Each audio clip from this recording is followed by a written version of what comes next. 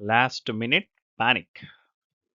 ఇక చూస్తూ BTech complete అయిపోయింది. 4-2లోకొచ్చేసారు. ప్రాజెక్ట్స్ అనౌన్స్ చేశారు. ప్రాజెక్ట్ ఏం చేయాలనేది చూసుకున్నారు. ప్రాజెక్ట్ బ్యాచెస్ డివైడ్ చేసేసారు. ఇప్పుడు క్యాంపస్ డ్రైవ్స్ జరుగుతా ఉన్నాయి. లేదా మీరు బయట ఓపెన్ మార్కెట్‌లోకెళ్ళి అటెండ్ అవుతా ఉన్నారు.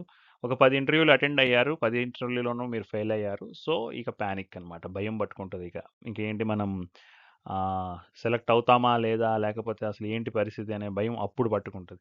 4 సంవత్సరాలు హ్యాపీగా ఎంజాయ్ చేస్తూ ఒకేసారి ఇంటర్వ్యూ ముందుకెళ్ళి భయపడుతూ కూర్చుంటే మీరు భయపడ్డారు కాబట్టి ఉద్యోగం ఇద్దామని ఎవ్వరు అనుకోరు.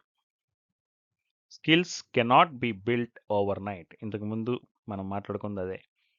ఒక్క రోజులో స్కిల్స్ నేర్చుకోవటం అనేది జరగని పని. నిజాన్ని మీరు యాక్సెప్ట్ చెయ్యాలి.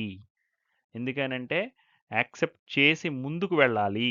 అంతేగాని బీటెక్ సబ్జెక్ట్ చదివినట్లుగా ఓవర్‌నైట్‌లో నేను Python, Java and dot net లేకపోతే ఇంకొకటి డీబీఎంఎస్సో లేకపోతే ఇంకొకటో మొత్తం అన్నీ నేను నేర్చేసుకుంటాను అంటే అది కుదరని పని. మీరు యాక్సెప్ట్ చెయ్యాలి. Final year panic begins. Desperation to prepare. ఆటోమేటిక్‌గా ప్రిపేర్ అవ్వాలనంటే ఇంకా భయంగా ఉన్నప్పుడు ఏం ప్రిపేర్ అవుతాం? మనము ఈదగలమా ఇదంతా గూడా అనే పరిస్థితుల్లో పడిపోతారనమాట.